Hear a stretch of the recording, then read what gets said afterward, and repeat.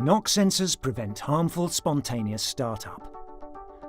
Uncontrolled acyclic combustions generate a high temperature inside the cylinder, which subjects determined components inside an engine, such as pistons, valves or the cylinder head, to very high efforts. The sensor is responsible for recording the impacts caused by the knocking effect, transforming them into an electrical signal.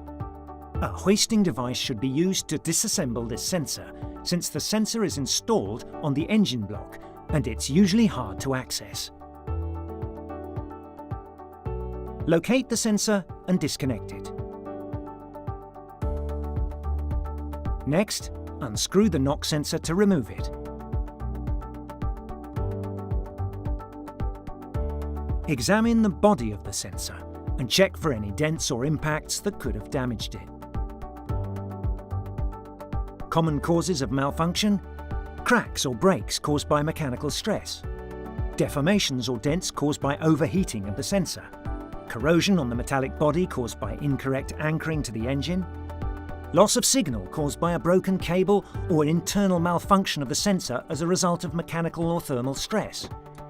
Signs of knocking in the engine will be heard in case of malfunction of the knock sensor. In addition, the check engine LED will be lit. Proceed as follows to install the sensor on the engine. Clean the area where the sensor will be installed and apply a thin film of silicone grease to the base of the sensor to improve the transmission of vibrations and to improve the contact surface of the engine.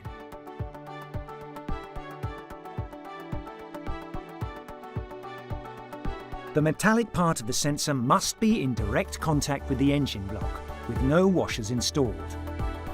Take into account that the torque applied during assembly must be 20 plus or minus 5 Newton meters in order to guarantee that correct readings are taken. Use a torque wrench to do so, as shown next. Finally, make sure that the cable is firmly secured to prevent false signals from being read.